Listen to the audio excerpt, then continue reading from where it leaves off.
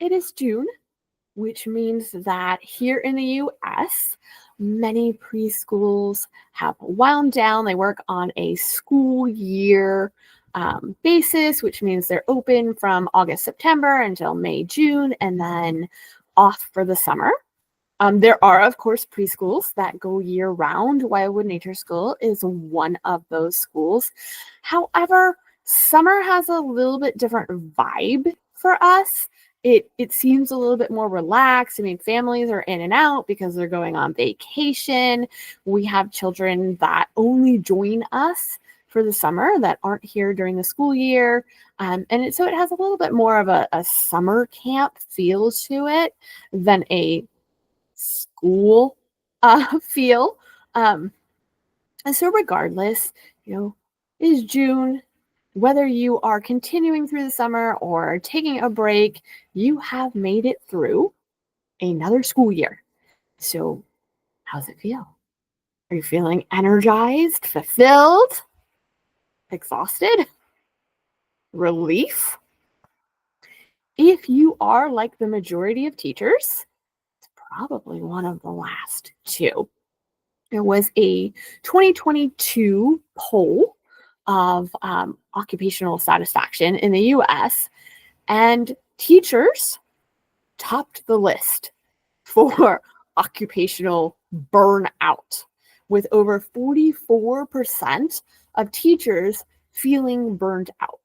Now, depending on which study you read, because their methodologies and the types of care offered differ, teacher turnover in early childhood ranges anywhere from 14% to 40% yearly, meaning that every year, that many teachers either leave the early childhood profession entirely or find a different position within ECE. Hello, I am Nicole Travillas-Ravel, and this is Wildwood Teaching. And today I want to investigate the causes of teacher burnout in early education and, of course, offer nature and play-based preschool as a solution. So I started my journey as an educator as a certificated public school teacher. I taught all elementary grades, but spent the most of my time in kindergarten and first grade. And by all outside accounts, I was good at it. I could teach rocks to read. I was a teacher who was intentionally given all of the behavior problems. So if a child, was causing problems on the kindergarten playground, it's whose first grade class they ended up in. If a child spent all of kindergarten crying because they missed their mommy, my first grade class. I even got the parents, right? There was a parent who all throughout kindergarten would hide in the bushes outside the kindergarten classroom, and every once in a while like pop up and peep in on her child in kindergarten. I don't know, to make sure he was safe or to make sure he was listening. I'm not sure which, but I got the parents who needed a little extra support too, because I was known to reach those children. When our school became the hub for a county-wide program for kindergartners through second graders who with severe levels of autism, I became the push-in class for all of those children. When the state of California mandated that children who were just beginning to learn English were in a specific classroom dedicated to teaching English, I had children with 14 different first languages in my classroom until the day when I told my principal that I was done.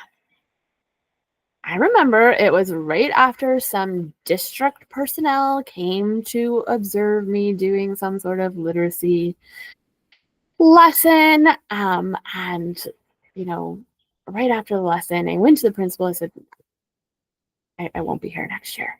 And she thought, wow, what happened in the observation? Nothing happened in the observation. The observation went fine.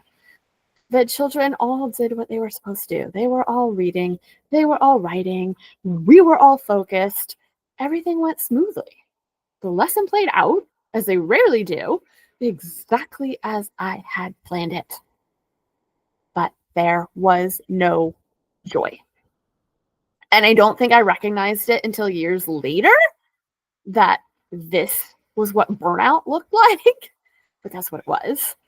And the thing is, I was doing all of the things that they tell you to do to avoid burnout, all the things that are supposed to happen outside of work, right? Have work-life balance, right? Well, I was in my possibly late 20s at the time, and I didn't have my own children yet, so I had work-life balance. Well, like really as much work-life balance as one can have when in the state of California at the time, we didn't have any planning periods. We, had the demands of the job, right? I exercised daily. I left this classroom and I went to the gym every day after work. I hiked on the weekends. I felt completely supported by my coworkers, by the principal, by the district personnel that came into my classroom. I don't think that year was a particularly challenging class compared to any other year, but I do remember making that statement to the principal about joy. There was no joy to what we were doing. We were just going through the motions. And I'm sure this has come across your radar recently, because recently it's come across my radar multiple times. But I first encountered it as an article in the Atlantic describing something called passenger mode. And I've since seen an interview, right, of the researcher Jenny Anderson using passenger mode to describe teenagers, right, as just going through the motions at school, right? And children check out, they do the bare minimum, either because they are bored or because they are overwhelmed, or both, right? And even though she was talking about teenagers, she said this takes root much earlier, because we educators, we parents aren't igniting explorer mode in children. Explorer mode is when you want to learn, you have that intrinsic desire, that intrinsic curiosity for learning. And the thing is, teachers and children, we have sort of a symbiotic relationship. So, studies have shown that when teachers are burnt out, the students that they're teaching latch on to that feeling.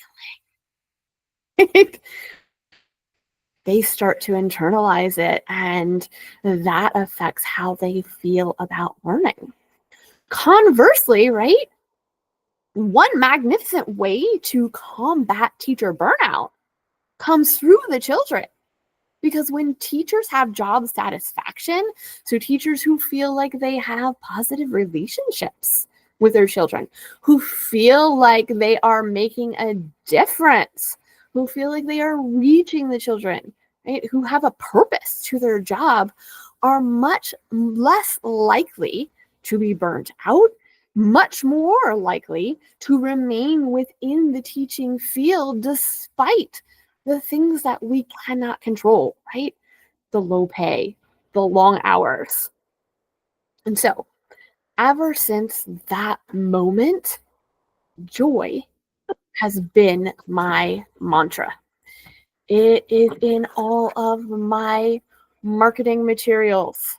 because it is official part of the values at Wildwood Nature School. I mentioned it 3 times in the little packet that I sent out every time a parent has a query about enrollment at Wildwood Nature School. Just on those first 2 pages, it's mentioned 3 times. And the quote is, "Every day is a chance to discover joy." Because joy is what is going to ignite explorer mode in children. Joy at all the tiny little discoveries that we can celebrate daily in nature. Like last week, finding out that maple blossoms smell like maple syrup. And then deciding to smell everything else in the forest and compare them to foods that we eat. Joy at conquering something new, right? We finally figured out how to climb up to that first branch on the tree. And that's going to give us confidence to climb up to a higher branch and a higher branch, and confidence to try other new things, whether they are behavioral, physical, academic. Joy at growing our own vegetables in the garden and then making a plan to ensure that the wild plants that we discover in the forest are also getting enough sun, water, and the nutrients they need to thrive. Joy at creating beautiful art with nature and then being inspired to experiment with line, shape, symmetry. Joy that translates into love of learning for the children.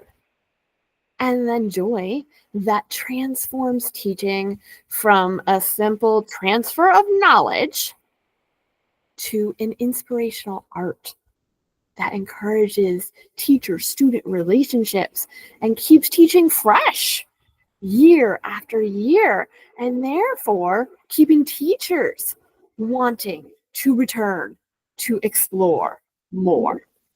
So this is my wish for you this summer, whether you are continuing to teach throughout the summer or whether you're taking a break, that you take some time to reflect on ways to bring nature and joy into your preschool classroom so that you can ignite explorer mode in children and keep the teaching profession as one that you want to continue to explore.